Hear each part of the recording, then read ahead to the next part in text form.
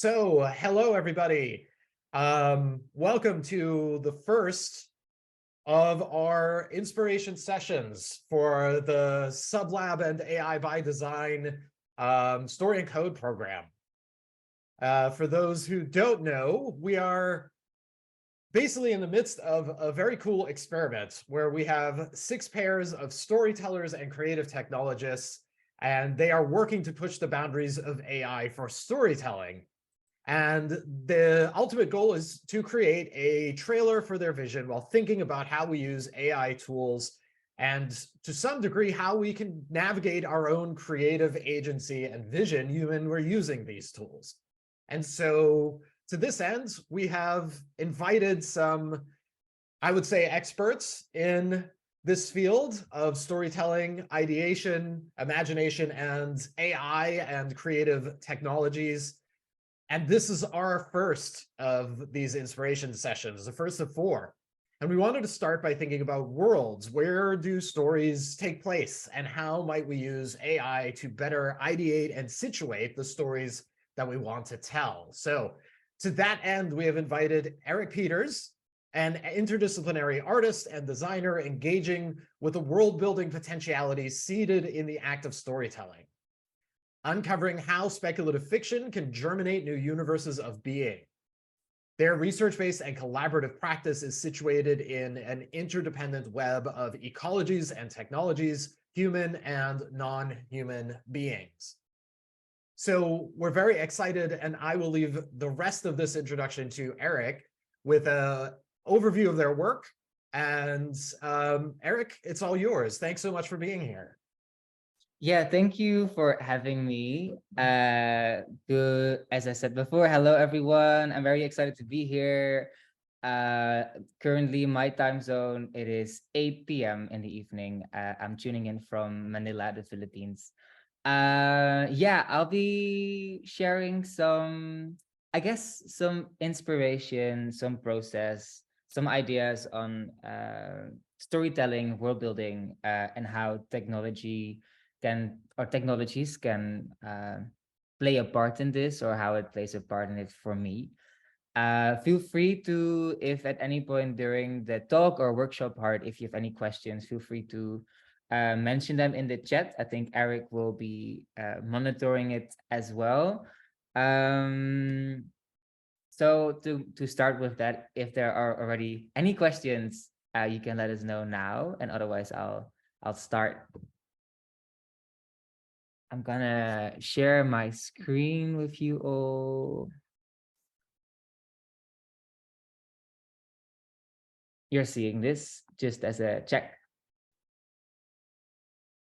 I take it as a yes. Okay, so AI storytelling for interspecies futures. I like to think about my work, or what I try to focus on in my work is a collaborative world building. So I guess that exists out of 2 parts, a collaborative and world building. And by the end of this talk, you'll have a better idea of what I mean when I use these words. And to start off with that, I want to show you a trailer of, I think, especially when we're talking about climate futures or climate fictions, I want to start with an example of one of my favorite films out there, which most of you will probably know. And if not, I have the pleasure to introduce it to you. And this will then be homework to watch later. Let's check the sound. No sound. No sound. We need to...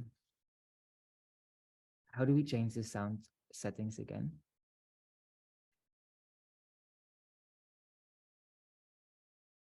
Exciting. Sound. Please bear with us. If you stop sharing and then reshare, but before you choose your screen, at the bottom left, there's a little box to click for sharing original audio.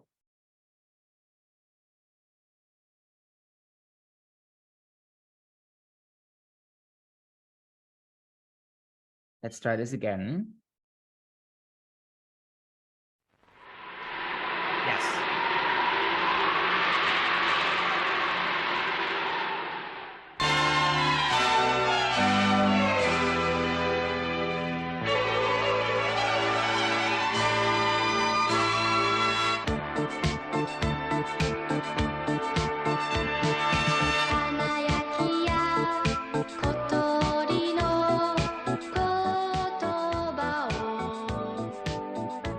界に覆われ、巨大生物オウムが支配する滅亡寸前の未来世界。清らかな風の吹く風の谷に、心優しい少女ナウシカがいた。人類は残り少ない資源を争って戦い合い、そのためにオウムの力を利用しようとしていた。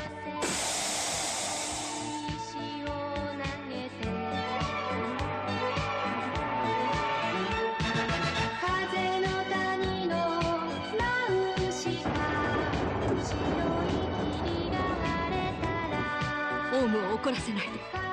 オウムが怒ると世界は滅びる。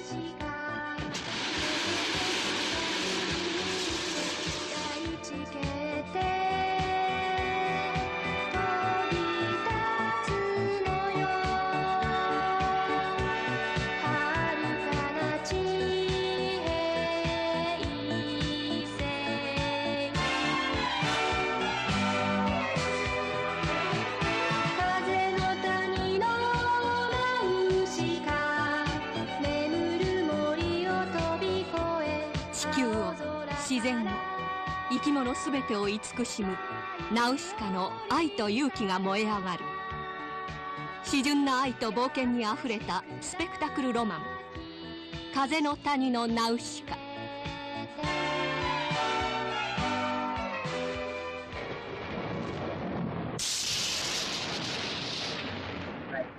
So, as you might have recognized from the aesthetics, it's a film by Studio Ghibli. But before the studio was created, basically one of his earliest works. And I think this is an example I really like to show because besides the focus on the narrative of how humans live with nature, but also without spoiling it too much, finding out the causes of why their lands are toxic, their waters are toxic, come eventually back to humans again. And I think this is a great example of soft world building. So world building as a verb or as a practice, I think emerged mainly within the film industry, gaming industry, basically. So world building, as you can probably imagine, is the act of building a world. So when we're talking about an artwork or a piece or a story or an object, that means not just thinking about the object in isolation, but as part of a whole. So kind of as a starting point from which you start kind of uncovering, okay, if this is, let's say, I designed this cup of coffee. You can start thinking about, okay, but besides what the material is made out of, who's the person who drinks the coffee? What religion does this person have? Does this person, is it even a person? Maybe it's a different kind of entity. So it's kind of from the story that you start writing or start imagining, slowly building out.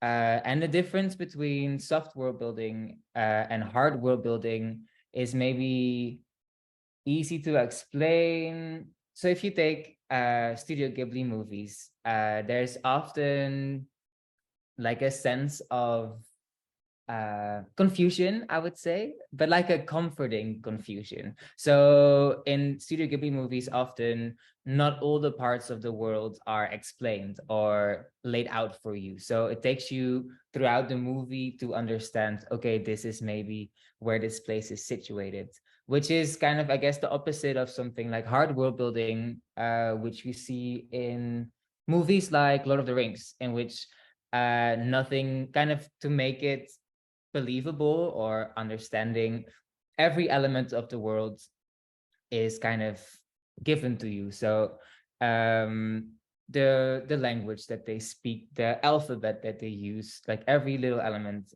is designed basically. Where with the Studio Ghibli movies, I think there's more focus on a general ambience or vibe, if you will, that kind of sets the setting for the story. And that's kind of how I like to think about my work also. As the sculpture, I work between different media. So I work between sculpture, film, ceramics, 3D printing, and the objects and the works that I make all kind of derived from a future world that I'm slowly building. And with every piece, there's a new story kind of added to that universe. And I want to show you a few more examples of climate futures, basically, or I think examples of storytelling that I find interesting. The next one, you will probably also know, Avatar. I won't speak much about let's say the storyline in this, because I think that is still, I don't know if any of you seen the new Avatar movie, but I think after I remember watching this for the first part when I was young, and I was completely blown away by kind of this natural world that was created. So my expectations for the second movie were quite high. And as much as I don't really like the narrative of the protagonist, I think it's a great example of how, when we're talking about climate features, they're showing how different species and different communities adapt to their surroundings. So you will see that this community of the avatars that live with water instead of in the forest, they've developed bigger lungs so they can breathe longer underwater, and the shape of their tail and the shape of their limbs have altered to live in this climate reality, let's say. And that's something I want you to think about or remember when we're going into the workshop part of this talk later. So world building mainly emerged from gaming and film industry, but I would say in the last maybe 15 years, it's been used more and more, or kind of mentioned more and more within more visual arts, specifically by artists that use game engine tools to create work, because that what they can do is quite literally create an open world in which you can explore. So every aspect does have to be designed for you to kind of navigate through. An example of an artist that I like is Alice Bucknell with Swamp City. I have a small trailer prepared for you. Here as well, look at what kind of setting is created within the world, and how do humans navigate this climate.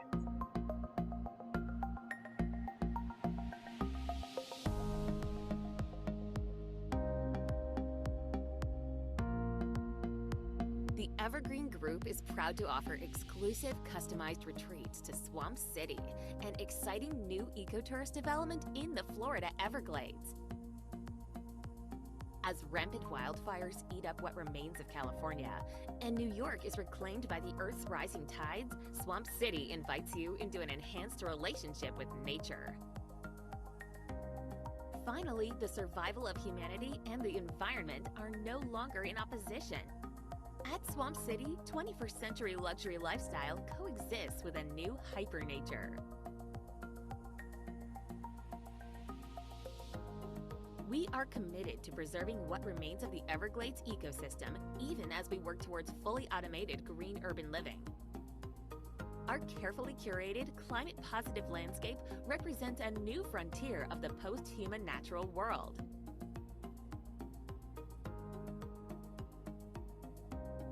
Working with celebrated architects, designers, and ecologists, we strive for minimal impact upon the landscape with maximum results. Guests stay in our architect-designed life pods, which offer generous views across the park and indoor-outdoor living. Right. So maybe another example to give. I will continue if I can stop this video.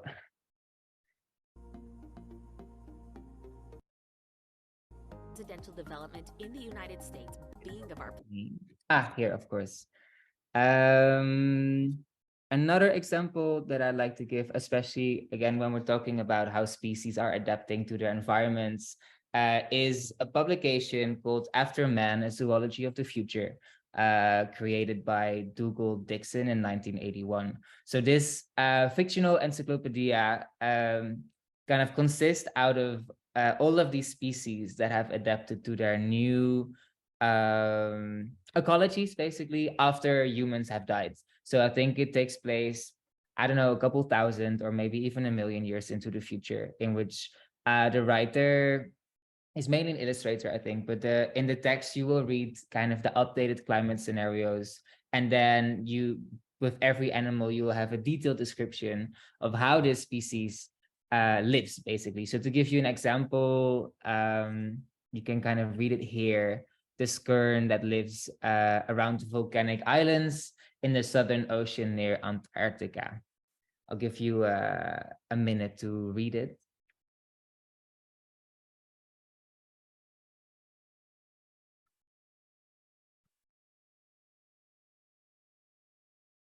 So yeah, I think all of these kind of practices, whether it's film-based, whether it's visual arts, whether it's literature, whether what kind of art form it is, I like the focus on really thinking in detail about what these species might look like and what they might feel. And that's something I try to do with my work as well, I guess. So in my work, I try to ask myself the question of how can we explore queer relations and kinship with and between more than human perspectives. And when I use the word queer in this sentence, so closely with kinship, I'm referring to a term or like a concept called queer ecology. So queer ecology kind of looks at ecological systems or natural systems, and looks for, I guess, ways to reframe or refocus our narrative. So rather than, I guess, the most dominant narrative of nature, the natural system is survival of the fittest, right? It's looking more or searching more for other forms of coexistence that are mutually beneficial. So rather than, I survive because I'm the strongest, it's more looking for I survive because I collaborate, or I survive because we live here together. And one of the projects I've been working on for the last 2 years is about artificial coral reefs. So as you can kind of see here, all of these images are artificial coral reefs. The goal of artificial reefs are to restabilize or to regrow natural coral reefs. So as you all probably know, coral reefs are slowly going extinct, and this is a really major issue. And this is one of the ways. There's a lot of different ways what people are trying to do to stop this or to make the situation better. But one of those is designing reefs. So anything you drop in the ocean will at some point eventually become an artificial reef. So shipwrecks, but also waste, any kind of structure that can stay or endure the underwater might eventually grow things. But I think it's interesting that we're here designing specifically new structures. So also in the Netherlands, where I'm from, there's a lot of research being done and startups that work in designing and 3D printing artificial reefs, which in itself, I don't think is a bad thing. But I think it's important that we question, again, the narrative that goes into this. So rather than maybe allocating areas for protection and to kind of let nature heal itself, where as humans, what we like to do, I guess, is intervening quite directly and producing more and more, so things go faster and faster. So that's something I find interesting, and I like. What I wonder is if we look, I don't know, 50, because there's a chance that in 50 years there won't be any reefs anymore, any natural reefs. So I like to think about a future in maybe 50 or in 100 years, in which maybe coral has gone extinct. And what remains in the ocean are still all of these artificial reefs that we've planted there. So what the ocean is slowly becoming, or what we're doing more and more, is creating these post-natural landscapes in which artificial structures or artificial entities and natural entities have slowly started to merge. And in this practice, I've been trying to kind of imagine the perspective of this artificial reef in the future. What might it feel? What might it look like? And how does it position itself? So one of those works is called How to Wake Up the Ghosts. It's I guess a video installation slash sculpture. So you can see it here in the background. It's a 3D printed object in which I project visuals, kind of looking like this. I'll give you a short preview in a bit. So the story for How to Wake Up the Ghost surrounds the coral reef or coral entity that is partially natural and partially artificial. And what you hear in the video or in the story is a reflection of the entity itself, talking about what it means to be alive in a post-natural world, what it means to be alive as an artificial being, kind of in a graveyard of natural reefs, because all of the natural reefs in this scenario have gone extinct. And here I was thinking about different ways of how I can make this entity speak, especially as a reef, which is a whole ecosystem by itself, existing out of all of these different entities that are partially plant, that are partially animal. How can I create a story or a narrative that includes all of these different perspectives, right? Because it's a constant dialogue. And especially as an artificial reef, what will the artificial perspectives be that are kind of merged into this already abundant ecosystem? So this is the point where I started working with AI technologies, basically, to kind of co-imagine both the visuals and also the script writing. I worked on this in collaboration with Nadia Piet on the visuals and on the script together with Lorena Solis Bravo. And I will share a little bit later about the process of how we worked on that, but maybe first to give you a short preview of what that looks like and what that sounds like.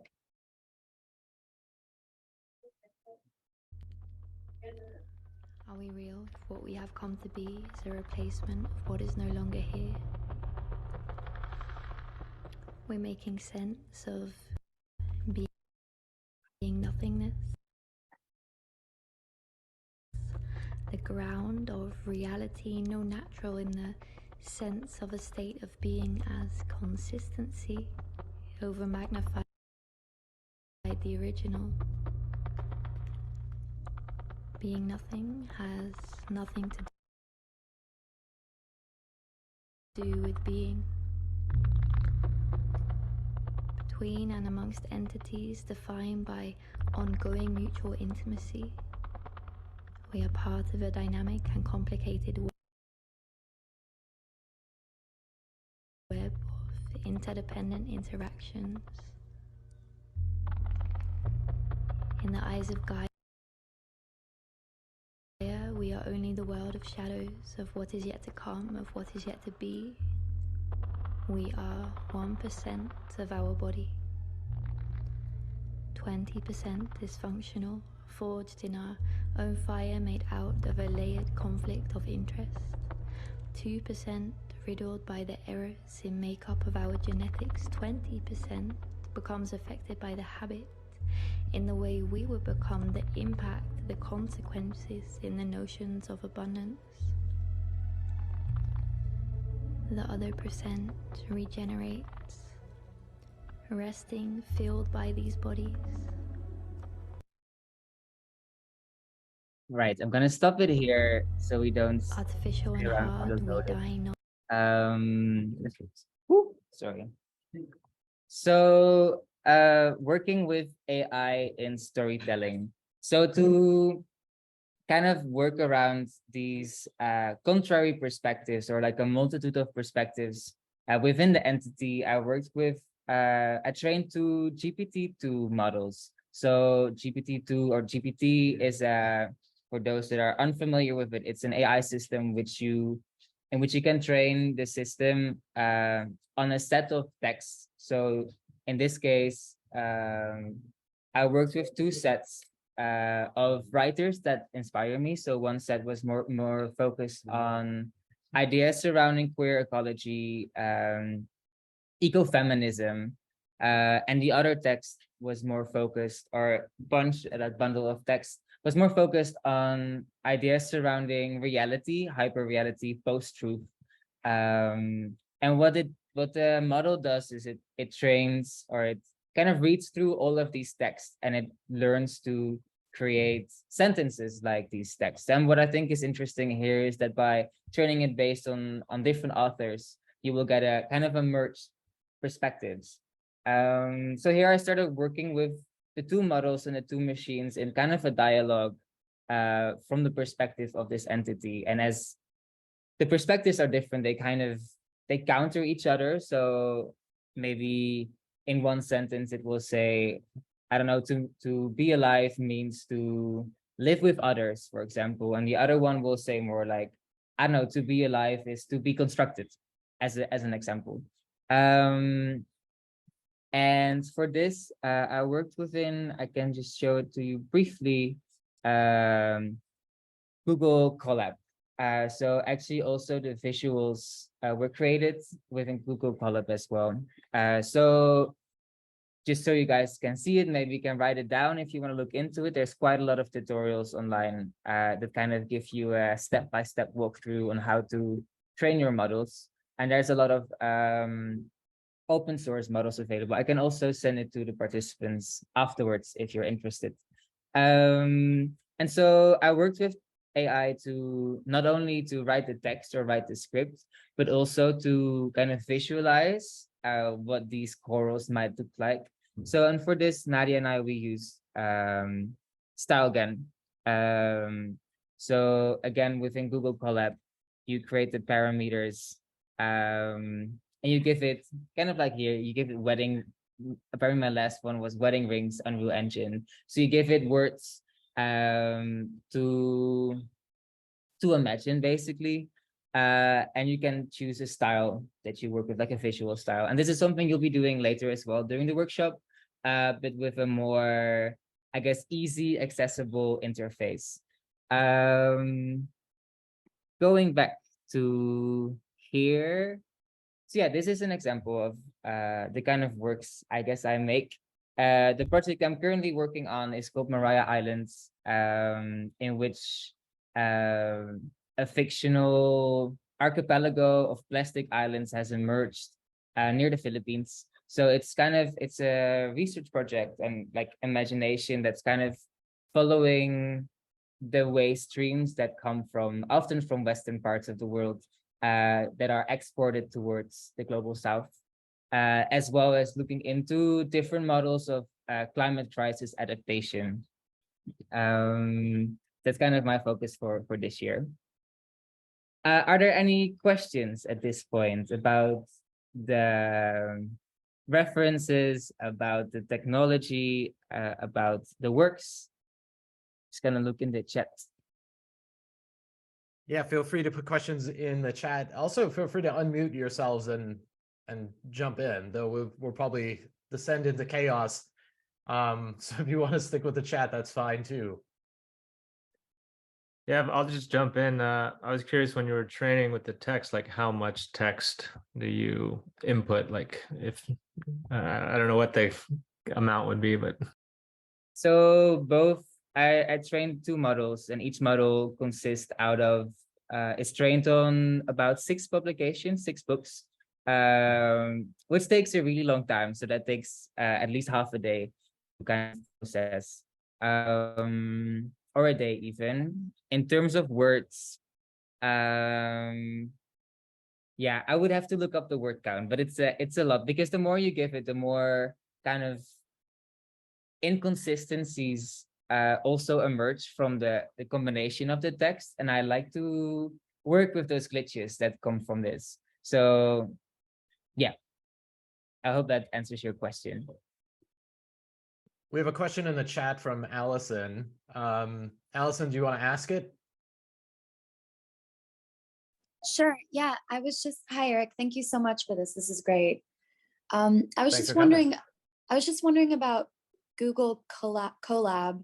How do you like it, and how would you compare it to other kind of creative process applications you've considered or used?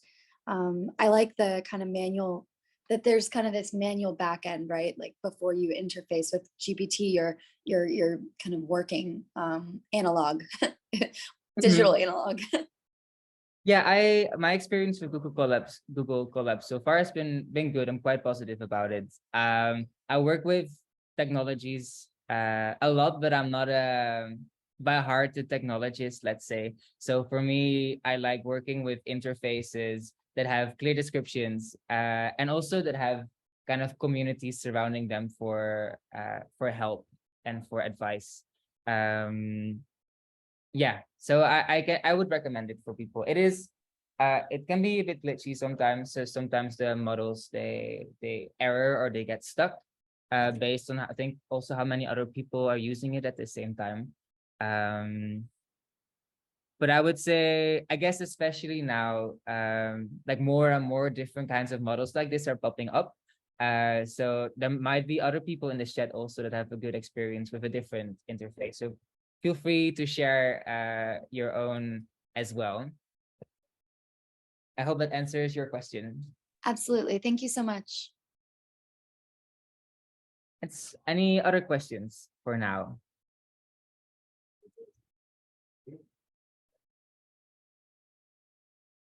Okay. So yeah, this is basically, I think, why I like working with AI in this case as well, is because when I'm creating worlds, so when I'm trying to create new worlds, I try to kind of go away from my own perspective or even a human perspective. So for me, working with AI in this way is a way to include these glitches that I mentioned before, as well as maybe artificial perspectives or post-artificial perspectives inside the narratives. And it's also a way, so referring to the title, How to Wake Up the Ghost, it's as much a reference to the entity, the coral entity, which is like almost like yeah, it's a structure that used to be alive, living in an ecosystem of ghosts because all the natural flora has gone extinct. But also, it's also referring, I think, to the methods being used. So working with, in this case, GPT-2, it's a way almost of asking the writers of these text questions and letting them answer for you. So it's not, of course, it's not a direct call and response. And I think that's also why it's more ghostly. But I like the idea of weaving these perspectives together from different humans, from different entities, from non-human entities, all together in one big like whirlpool, I guess. Moving on, I think I've spoken enough. We're going to be starting with the workshop part. Yeah, I'm Erik Peters. I'm an artist and designer based in Rotterdam, the Netherlands. And a lot of my work focuses on collaborative world building, speculative storytelling, and I work a lot between like sculptures, film, and creative technologies, I guess. And what we'll be doing today, or what you guys will be doing today, is creating your own climate fiction. How I like to work personally is starting from research or starting from science, moving into a more imaginable. Okay, I'm also feeling good. Moving into a more imaginable region. So for the workshop today, we will be deriving our scenarios from a report by the Intergovernmental Panel on Climate Change. So the IPCC creates a report every year. I think the latest one of 2023 was just released 2 weeks ago. And I think it's their 7th or 8th report in which they break down climate predictions. So based on readings and measurements all over the world, they kind of present to governments and other institutions the I guess the warning of the temperature rising that we're expecting to have in the future, in the very near future. So the scenario that they paint takes place in the year 2100. What's interesting about this report of 2021 is for the first time, besides using only scientific knowledge and scientific evidence. They also use storytelling. They use speculations. So alongside their predictions, they've created 5 climate future scenarios based on 2 elements. RCPs, which stand for representative concentration pathways. This is basically 5 different scenarios of different emissions. So based on global action, what will happen if we emit this much? What will happen if we emit this much? And how will it impact our ecologies? But so this is something they've done every year. But what's new in 2021 is they've added shared socio-economic pathways. So they've been speculating based on these scenarios, what will happen if we suddenly start investing in greener technologies, or what will happen if this happens. So they've created settings on top of their scientific research, which are a lot more imaginable, which I find really interesting. And for this workshop, I've created 3 different scenarios, kind of in which I merged these 5 into 3 more clearer ones. And I want to ask you to read with me very carefully the next slides, because you'll be choosing one of the 3 scenarios to work with for the rest of this workshop. So we're talking about the year 2100. In scenario A, our nations act immediately and aggressively to reduce their fossil fuel use. Global emissions reach net zero in the middle to late 21st century before dipping into the negative as humanity starts capturing huge amounts of carbon dioxide out of the air using carbon capture technology that has yet to be proved at a larger scale. By the end of the century, Earth has warmed by 1.4 to 1.8 degrees. Increasing frequency and severity of extreme weather and 0.6 meters sea level rise, yet more severe climate impacts are avoided. At the same time, strong economic growth, along with broad investments in education and healthcare, raise standards of living globally. The world is both richer and more equal by the end of the 21st century, and societies have an easier time adapting to the changed climate. This is basically the most positive scenario of the 3.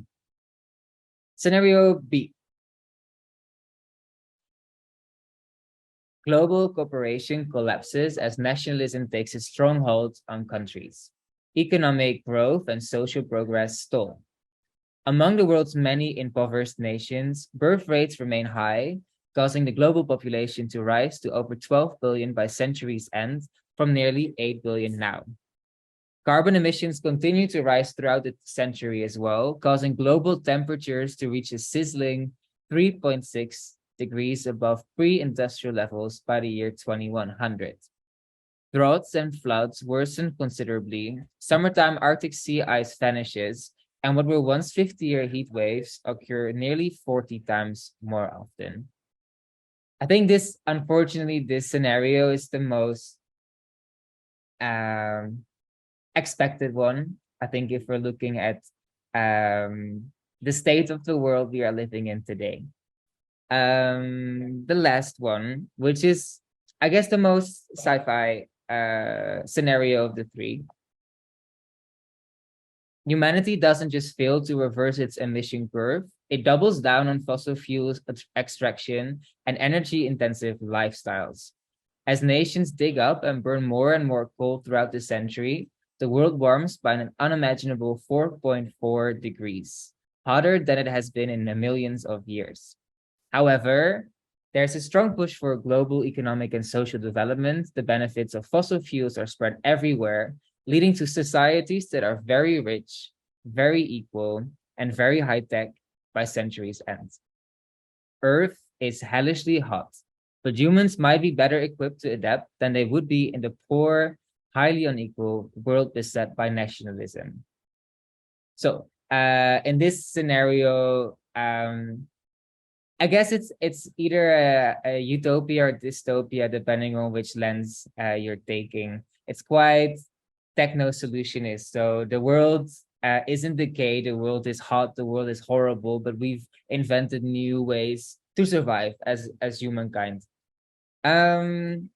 For this part, I want to ask everyone, and I know this might be a little bit scary, but I want to ask everyone to turn on your cameras because we will be needing it for the group settings.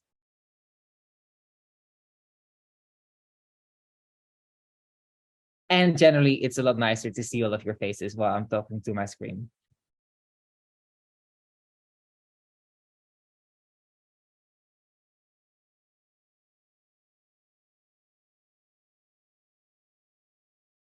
Still waiting for a few.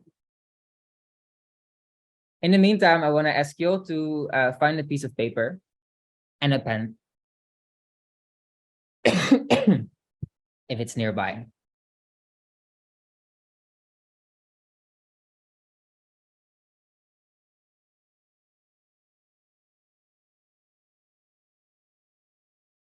So much nicer to look at.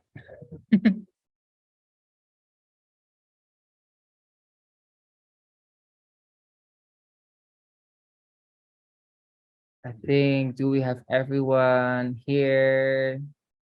I see in the chat that we need a second to wait. That's fine.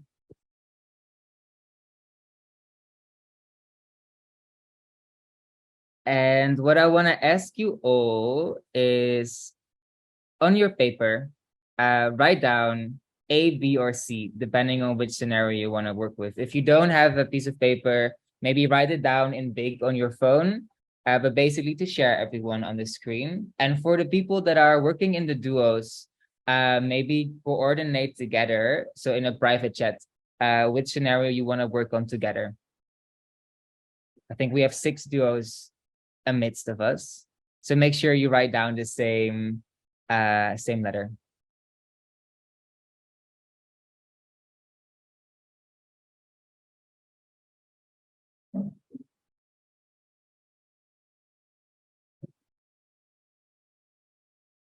Oh, wait, here are the scenarios again. So in summary, scenario A, 1.8 degrees higher, scenario B, 3.6 degrees higher, and scenario C, 4.4 degrees higher, along with the socio-economic trends on Earth.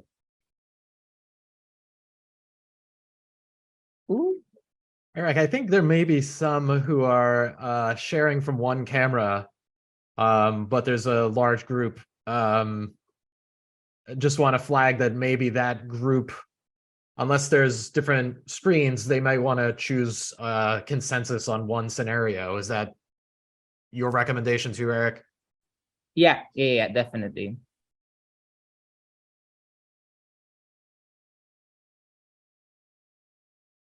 So if you're all ready, please share with us which scenario you're choosing. I see a C, I see another C, I see an A. And Eric, for you, this is kind of the time to maybe register which people are having the same scenario. Yeah, well, what I'm going to do is I'm going to create 6 breakout rooms. The A's, the B's, and the C's. There'll be 2 of each. And people can self-select. But that's only if there's a fair distribution. I can add a room or take a room away if we have more of one than the other. Yeah, so it would be good to see first how many. Can I see everyone who chose A first? I count 2 so far. Is that correct? So we can also have 2 groups for C. So it sounds like we're pretty even. So maybe indeed create 6 groups, A, B, B, C, C.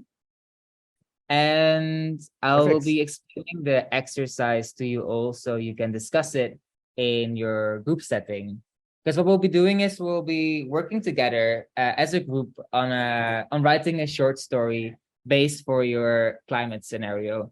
So we're talking again, it's the year 2100, and we're following the predictions of the scenario you chose. So you might want to take a screenshot or write down some notes if you need to. to remember this. I will also include the slides for you later. And what I want to ask you as a group is, after you've come together, maybe you want to start with introducing yourself to each other. We have to get a little bit comfortable. We have to work together for the next hour. I want to ask you to choose one out of these 6 aquatic areas. So, because it's quite difficult to suddenly imagine a whole world, right? Or like a place on Earth. So I want to ask you to choose an ecosystem, basically, whether that's coastal, wetlands, lakes, rivers, deep sea, or tundra. And this can either be, you can decide as a group if you want to choose a specific place on Earth. So maybe your favorite wetlands around the corner. Or this can be a fictional setting. So just a piece of wetlands in the year 2100 in your scenario. And for the first exercise of today, and you will get about, let's see, maybe 20 minutes for this. So that's not a lot of time. But I want you to project this scenario on your location and write together what this environment looks like in the year 2100. So if we're talking, again, let's take wetlands as an example. Are the wetlands still there, or have they dried up? Maybe there's a new metropolis city there because it's a location with water access, which is going to get more scarce in the future. Maybe we invent a new kind of bacteria which infests all the water, so the water has turned pink. Or you can, basically for this scenario, you can go as either realistic or unrealistic as you like as a group. And how we will be working on this is I will share with you in the chat a link to a shared Google Drive. So as a group, you can write down your group number and your selection, and you can write together in this document while you are in the breakout room. This is basically the first exercise. Before we start, are there any questions about the setup? Is anything unclear? Before we go to breakout rooms, can you tell the questions in a list that we should discuss, that it is more clear, if it's possible? As in which scenario, or? In general, I select scenario A, but does it have any questionnaire kind of things that it is it's easier to understand? Okay. Open. It's Can you completely just- it's for you to imagine how this scenario will manifest in this ecosystem. And in the folder that I'm sharing with you, you will also have access again to the summaries of the scenarios, as well as what I'm sharing to kind of help you get started a little bit, is a second slide here, which basically shows climate impacts in the future. This again comes from the IPCC report. So if you're struggling to think of the consequences of climate crisis for this area, you can take inspiration from this, as well as what you will find here in the third slide. If you click on this big yellow circle, you will get a link to a website with the title Waterform World Building Cheat Sheet. So if you're stuck in the imagination process together, you can go here, and what you'll find is basically for each of these locations. I didn't create this website, I just found it online. There's a lot of beautiful things online. You will find for each ecological area elements that you can think of on how they might change. So if we're taking wetlands as an example, you will find here information about rock formations, water movement, all of these elements that you can take into consideration for imagining this scenario. This should be enough to help you get started, at least. Any other questions? If there's none, I'll open the break rooms. And basically there's 2 rooms for each scenario. Just feel free to pick one. If you're in the Story and Code cohort, please pair up with your partner in the same room. And yeah, the doc is linked there, so please click on that and open that up as well. And now I'm going to open the break rooms. Allison, I see your hand up. Yeah, just a quick question. After this is over, what is the deliverable, or how's that going to work? We're going to discuss what we've come up with. Yeah, so after the first exercise, we'll be sharing with each other kind of the scenarios you've built. And this is more of a backdrop for the final deliverable you will be working on. Is together with an AI, work on a storyline for a new species that will exist in this ecosystem. Great, thank you. Okay, I'm going to open the rooms, and as soon as I open the rooms, the counter starts. So don't overthink. Just pick a room for your scenario and hop in. If there's more than 4 or 5 people in that room, just choose the other one. Sound good? Opening the rooms. Welcome back. I Hi. think everyone is back. How was this first exercise for you guys? Did you enjoy it? Was it complicated? Feel free to share. There's a lot to talk about. Yeah. Yeah, it's a short time span for composing. It's a bit of a pressure cooker style, I guess. But it looks like I've been kind of sneaking through your breakout rooms and your slides, and it looks like everyone has I'm very impressed actually. Everyone seems to have gotten quite a description together already, and I even see some little extras as well. What we can maybe do is I won't be sharing my screen, so we can keep seeing each other. I like that more. And we can just go through the slides together, and maybe one person or as a group you can walk us through your slides. So we can start with slide number 4, which is Denise Flavy and Connie. I hope I pronounced it right. Hello. Can you present to us the scenario that you are starting to build?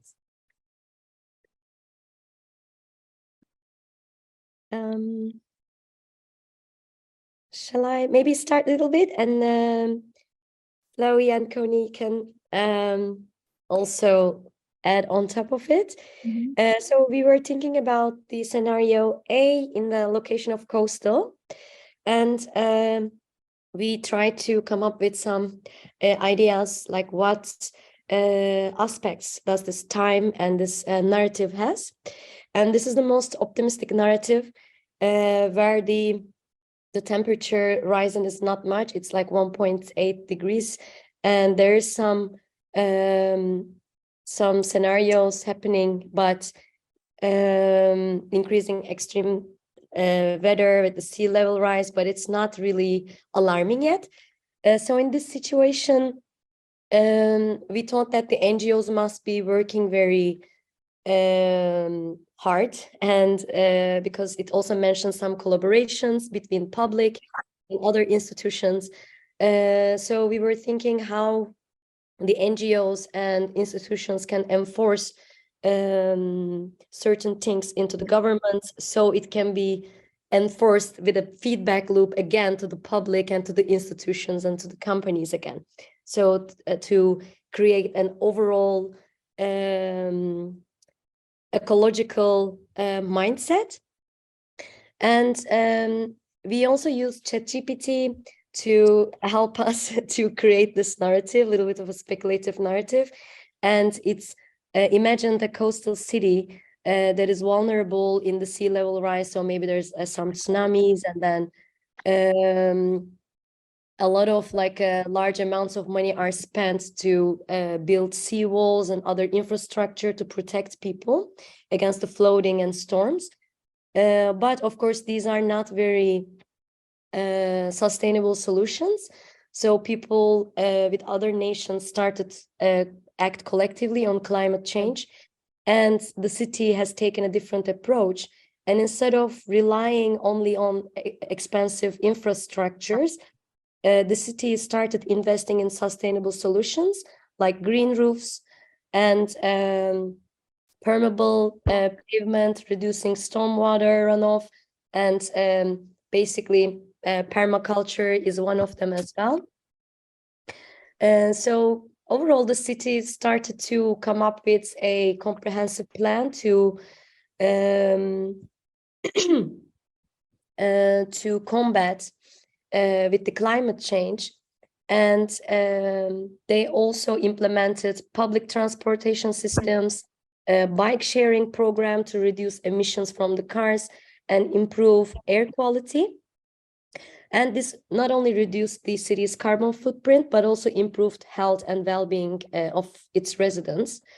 And in terms of education, the city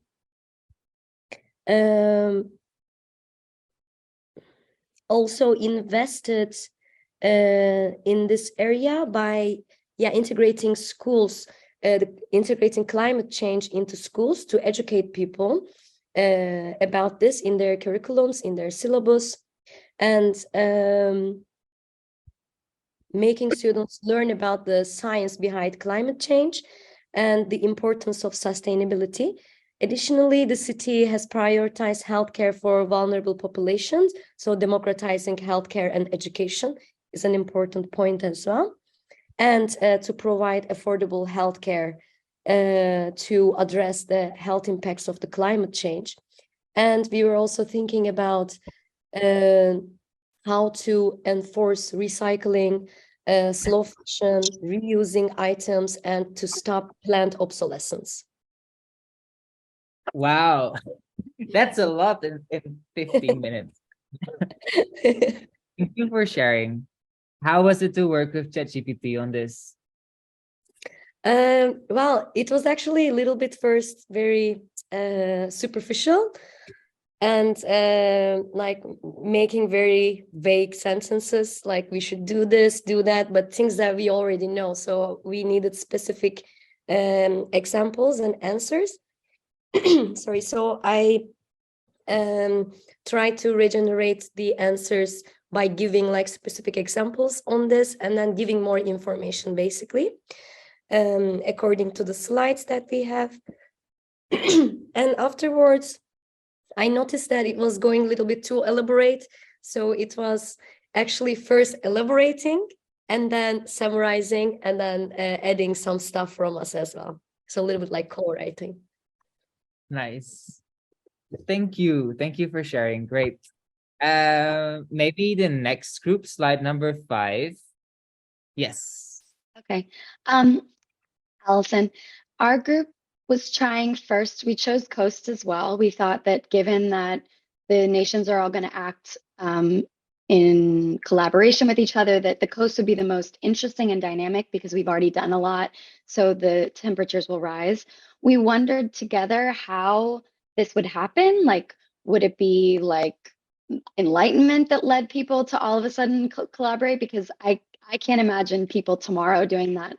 So unfortunately, we thought that perhaps there would be a natural disaster that greatly devastated one or more coastal cities, and that those cities would have financial wealth, but they would be the survivors of that disaster would be driven up into farmlands at higher ground, into the rural areas, and there would be a greater collaboration among, for lack of a better word, I don't know, groups of people within those civilizations.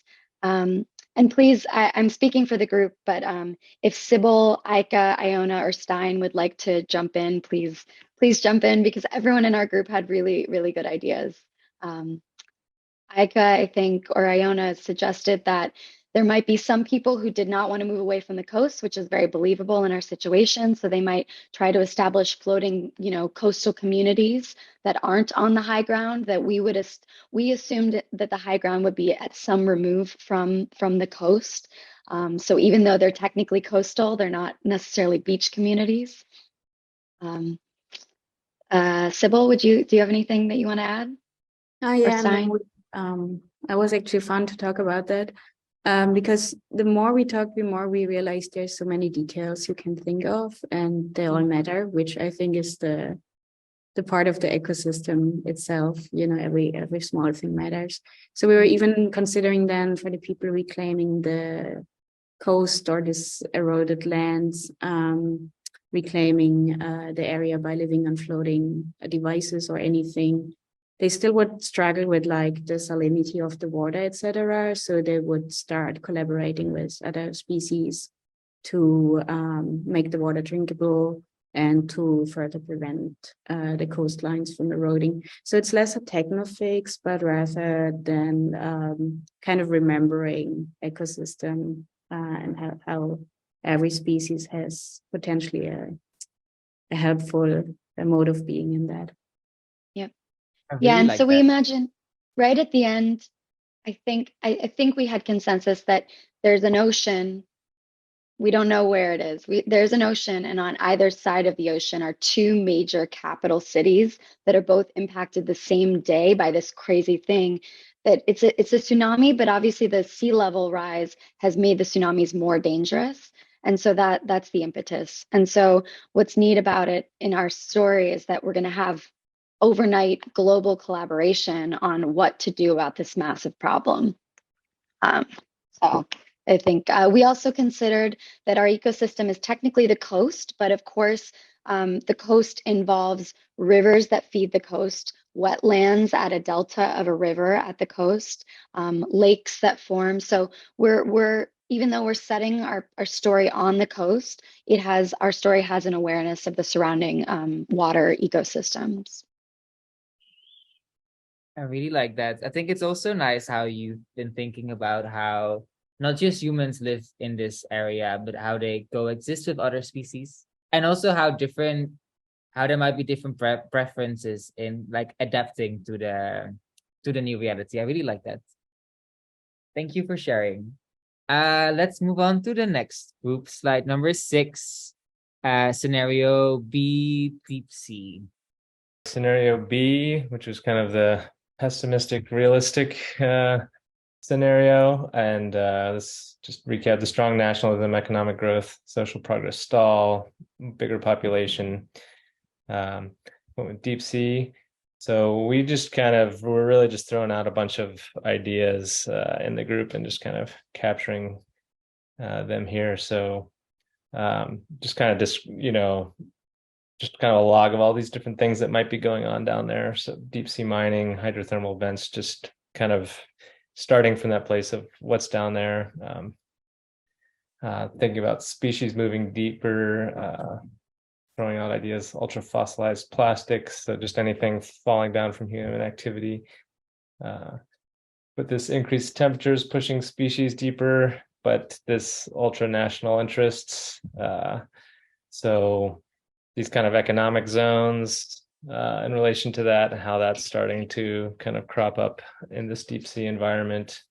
And then went down this interesting idea of like people, like deep sea divers who have to breathe different mixes of oxygen and gases. So then communities living at deep sea at different, just long term, and getting used to a different breathing specific gas mixes. Let's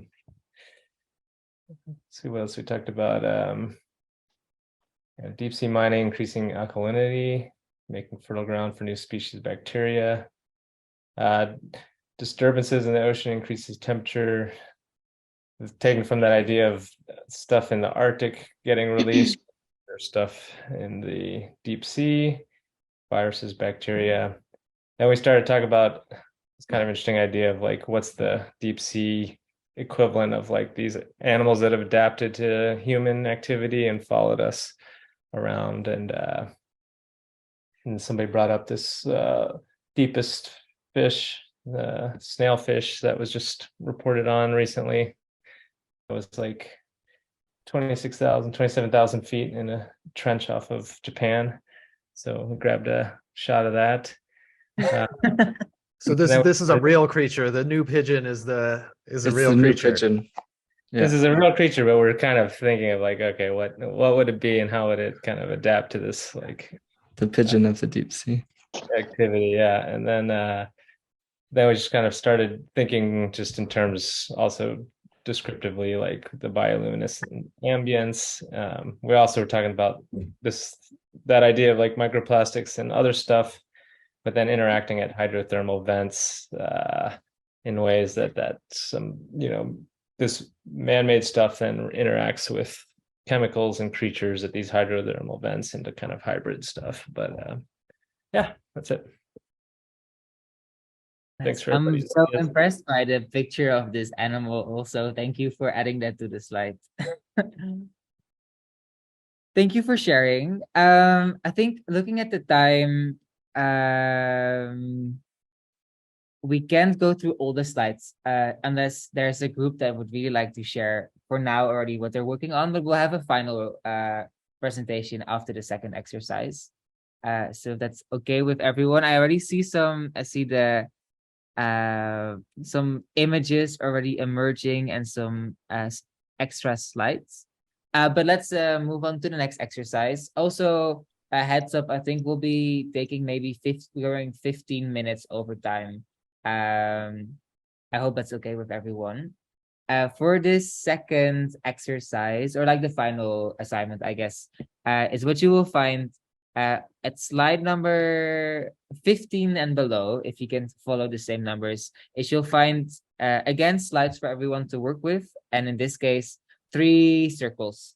And the assignment for this final part is I want to ask you to think about a species that lives in this ecosystem that you're imagining. So I think we're quite used to think from a human perspective, right? Like, how will humans live in this area? Where will humans live? You can still write from the perspective of the human, but this is also an invitation to think about something new. So maybe that could also be a cyborg human or deep sea pigeons. And what the assignment here is to write a short paragraph that is a first person perspective of this entity. So you can think about, if maybe let's take the wetlands again as an example, and your species is a fish. I want you to think about, how does this fish feel in the water? Like, how has it adapted to its surroundings? Is the skeleton made out of plastic? Is the water still the same temperature? Has it grown legs because it's not a fish anymore because the water has dried up?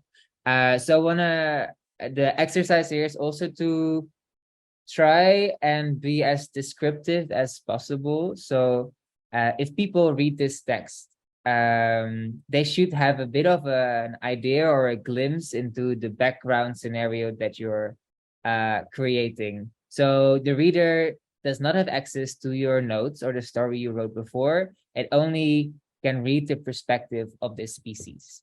And then as a second part to the assignment, I want to ask you to imagine this species also. And for this, you can work with an AI system of your preference. It looks like a lot of you already have experience with working with AI. So feel free to use any that you like yourself. If you have not used any model before, the 3 yellow circles on slide number 15 all link to a different AI model that's quite easy to work with. So the third one doesn't require a sign up. The first 2 require creating an account in which you get some free first, let's say, coins with which you can speculate. And I'll be checking in with the groups if you're fine. But I'm kind of expecting that each group will have at least one person that knows their way around AI a little bit. Are there any questions about this? Erik, should people feel okay to move from one scenario group to another? Some of them are quite lopsided, but I don't know if it's important to you that they stay in the original groups. I would say stay in the same group. Yeah, okay. That would be nice. You're building onto the scenario that you've worked before. So you can go back to your teammates and write together. And you'll have, again, 20 minutes for this part.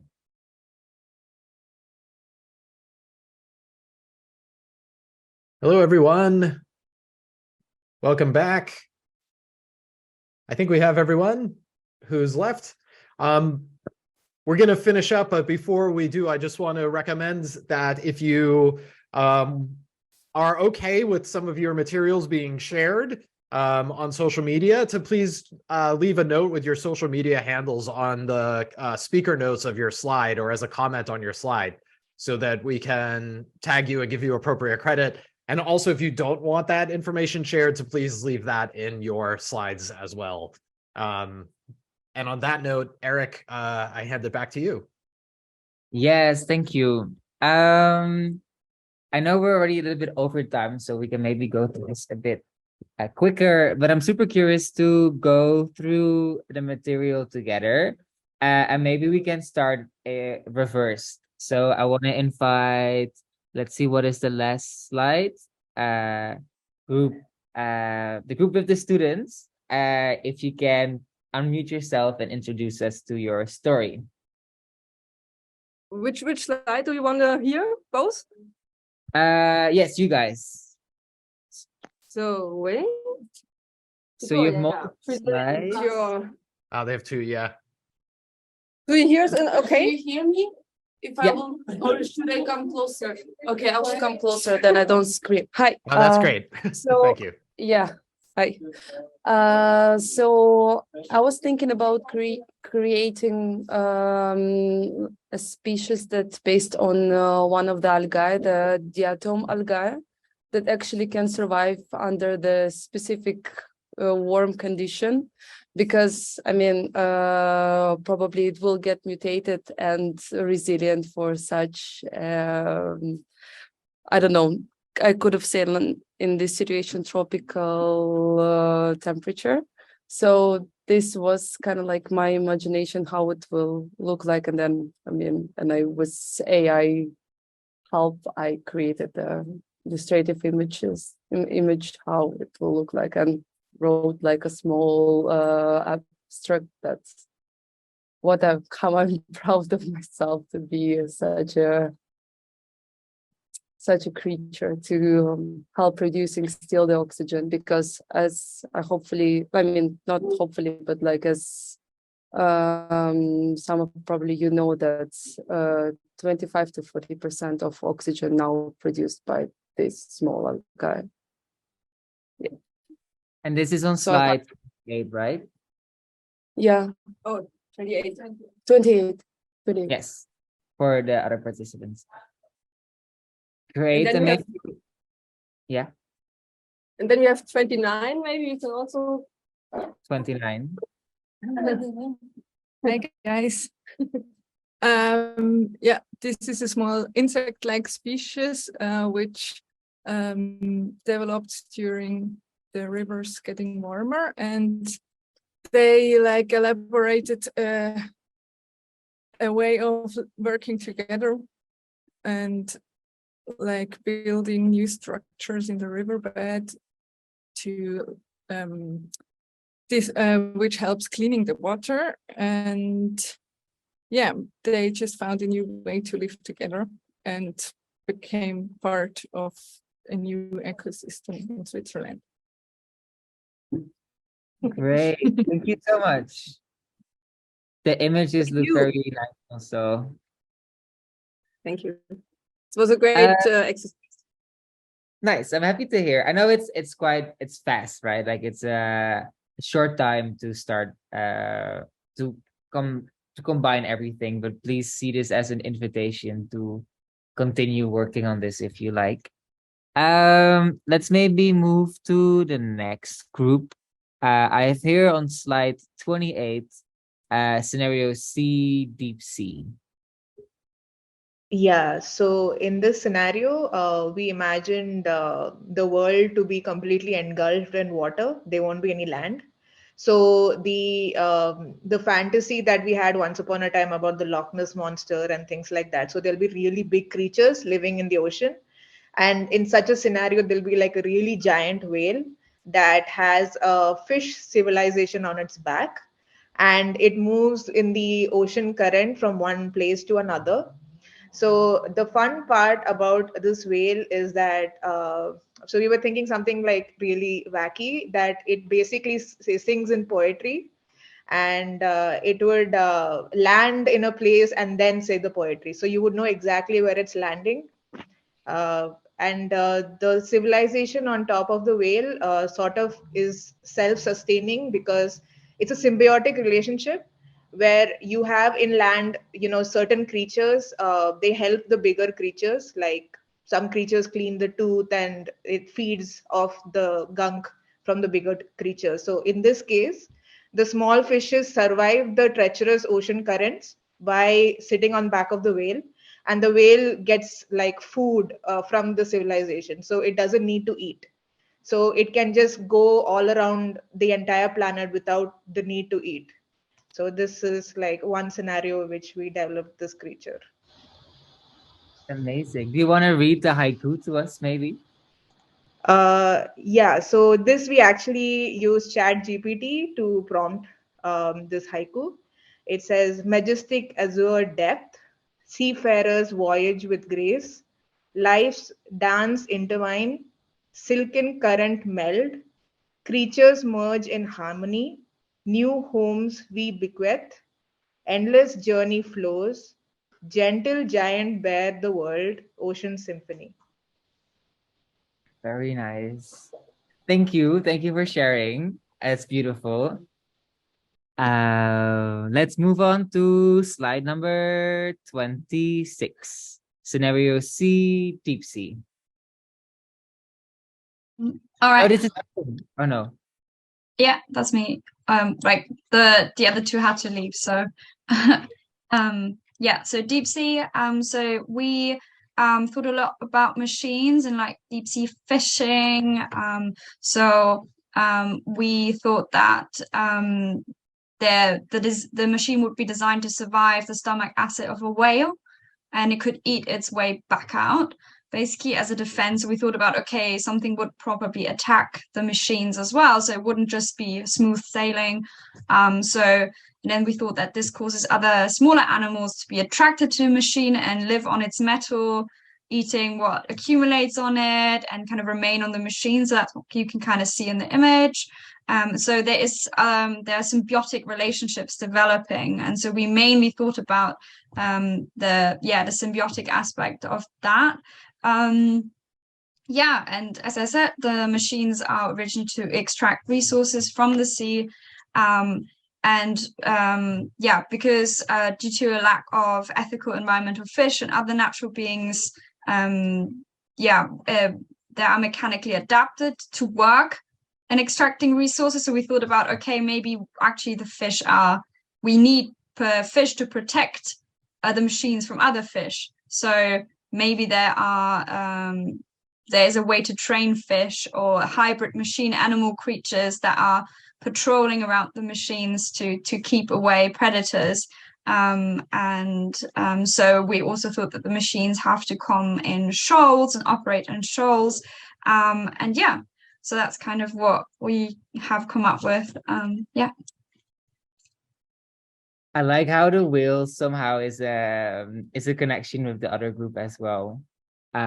Super nice. And I like the show. It reminds me of I guess like swarm technologies, also like drone swarms with them. Yeah, we actually thought that the fishermen would operate it sort of like deep sea underwater drones. And they wouldn't actually sit in it, but they would just be away, kind of on land, all good kind of thing. And so almost like deep sea drone machines. Great. Thank you so much for sharing. Next group, I believe, starts on slide 22. Is that correct? 4 slides. I see someone nodding. I see 2 people nodding. Who is gonna speak?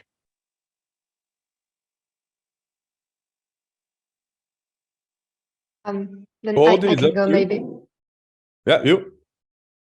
Yeah, or if you want to go, it's no, it's up to you.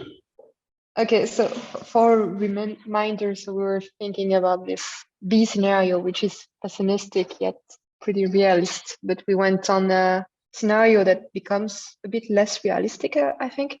So in the deep seas, we were thinking that as humans maybe go to do some mining in the deep seas to get materials, fossil fuels, whatever the deep sea has to offer, they start to get used to it and start to live actually in the deep seas and evolve to adapt to the conditions, which are probably less warm than on the surface. And that extends to having to start collaborating with some animals there and domesticating the animals. So we're thinking about this fish, this snail fish that becomes the sort of new pet, the new pigeons that work with the human to like deliver messages between the different depth of the sea and gets maybe something from it. Yeah, so we generated the text from the point of view of the fish through ChatGPT, and we tried to generate some images of what this fish could look like and this universe could look like. So on the 22nd slide, I think we had some troubles trying to generate a fish that is not just cute, because I mean some AIs, especially Midjourney, I feel like just tries to make a cute looking fish. On the 23rd slide, with ChatGPT also, we generated maybe more of like a poem of what the fish could see in the humans to start getting domesticated, because they must gain something to be able to be domesticated. So this is ChatGPT that, yeah, define what the fish could see in humans. And 24, 25 slides are just other images that we generated with, I think some of them are stable diffusions also. And of this fish that becomes this messenger. So there's one fish there that has wires and this undersea cities that gets built. And yeah, if someone wants to add to it, maybe I forgot something. I was just going to comment on the working with ChatGPT. We try to generate the perspective of the snailfish, but ChatGPT tends to go positive, and this was like a negative scenario. So actually, after the first sentence, I took over, and the first sentence was generated, and then I wrote the rest. So it's in the font of GPT, but had to do some human intervention to make a. Yeah, I think it's the similar conclusion as to the image generating AI, such as Stable Diffusion or Midjourney, that tends also to make images that are beautiful or cute, or instead of just something. Sometimes you want something ugly and dirty and not just so perfect 3D looking. I really like the fish on the left top corner. It looks mysterious. On slide 24. Yeah. Thank you for sharing. So I'll read the text also later. Let's go up to slide number 18, I think, or 19. I'm looking at the group.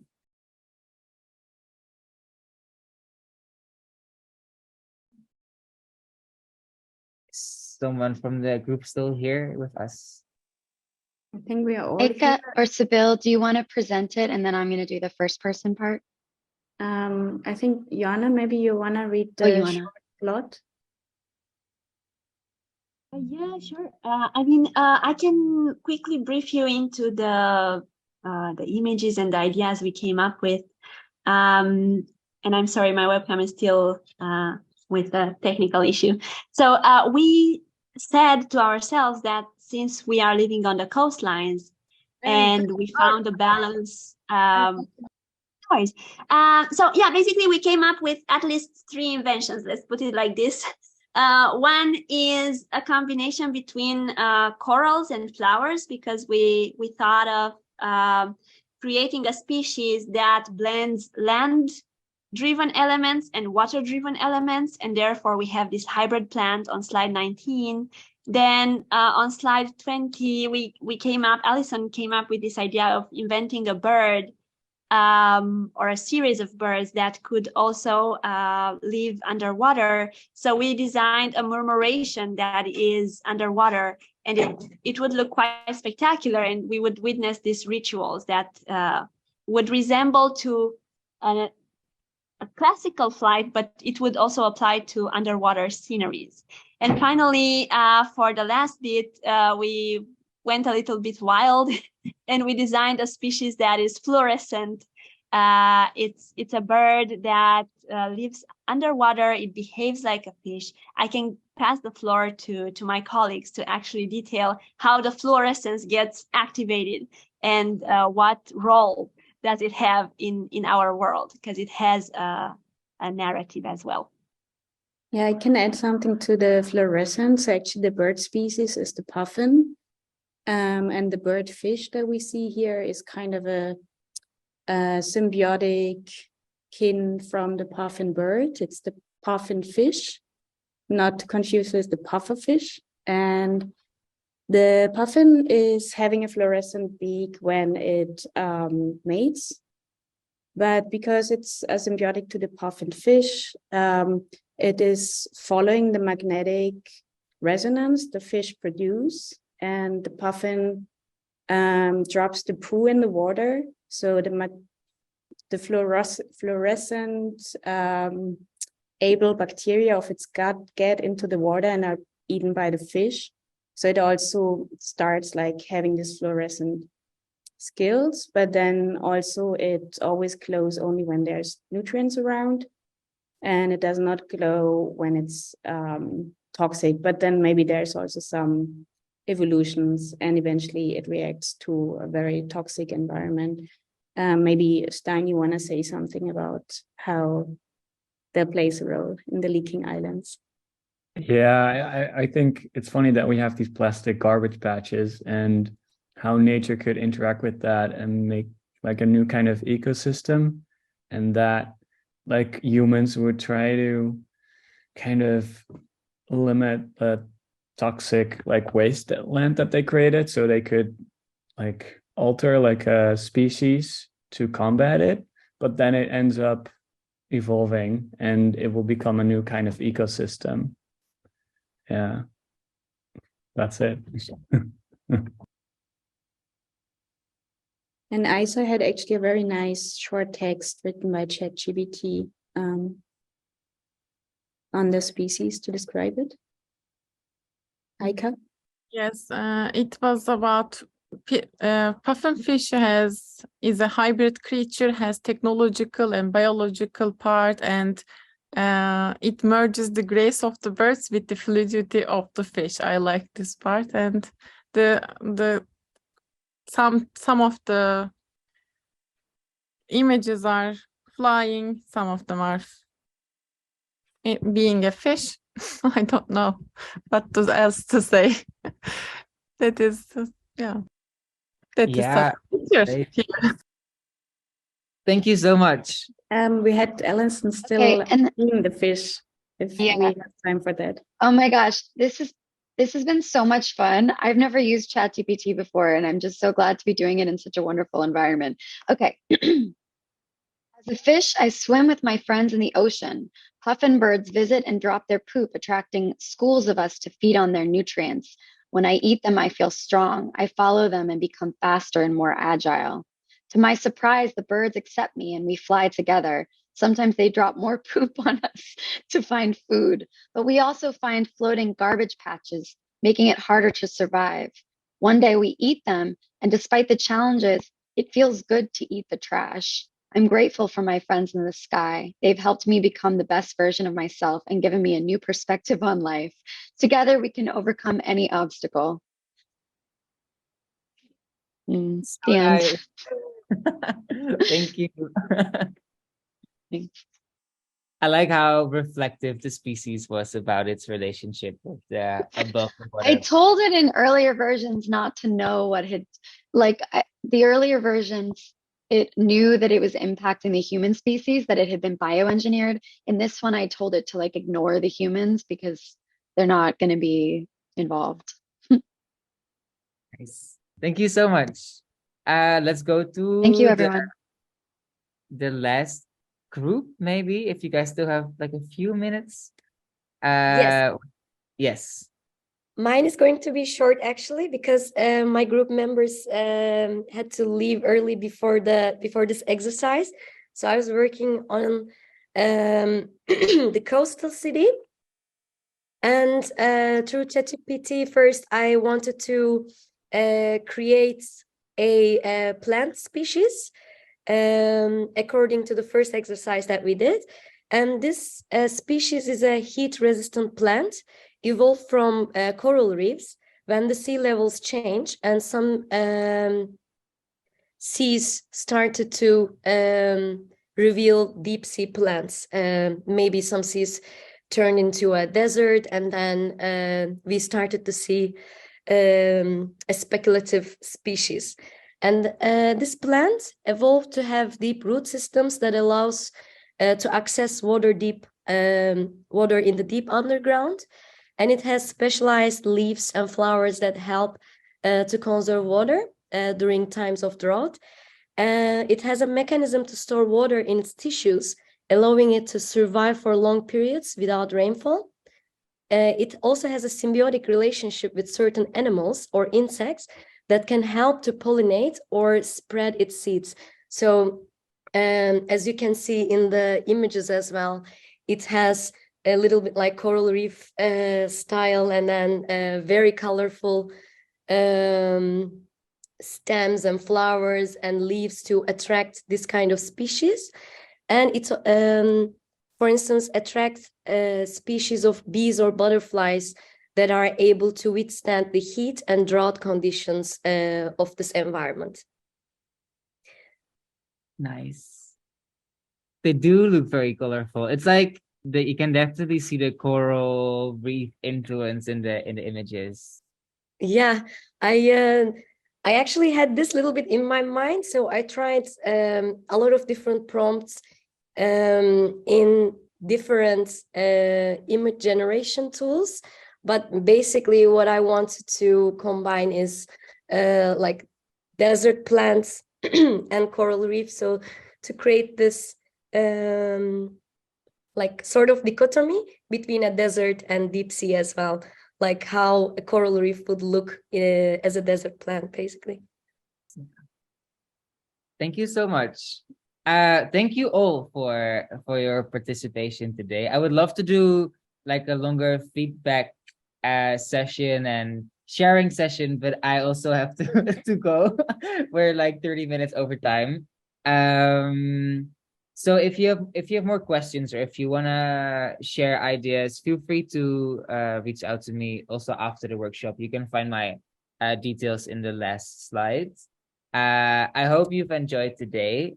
I really enjoyed it. It's been really nice to see what you've been able to come up with in such a short time. I'm looking at Erik if there's any closing remarks for today. I just want to say thank you, Erik. And yes, thanks so much for sharing all of your insights and ideas and this great creative proposal for a workshop. Thank you to all of the participants who also made this just a really awesome experience. Please feel free to share your social media handles in the chat, or add them to the slide deck with your images so that we can give you appropriate credit. Or like we said, if you rather would hold back, you can list that too. And I just want to say, of course, on behalf of AI by Design and SUBLAB, we're just very grateful for all of you joining today and for the participation in our cohort with our storytellers. So I hope you follow along. You can find us at AIdesign.co. You can subscribe to our monthly newsletter, or you can click there or type that link in to join our Slack space, where we have these kinds of ongoing conversations perpetually. So please do consider joining us. And if you got anything out of today's gathering, I want to emphasize AI by Design is run by a lot of people who are volunteering. It is a pretty scrappy upstart initiative going on here. So you can feel free to continue to help us make this work possible and keep events free with a small donation. So with that being said, thanks. And we'll see you at the next session. Keep your eyes peeled for our next workshop, and I hope to see you all there. Erik, thanks again so much. Do you want to share your socials or anything like that before we go? They're in the slides above this slide, I think. So There you'll they find are. them at the bottom. Okay. Great. Thanks, everyone, and hope to see you again in the future.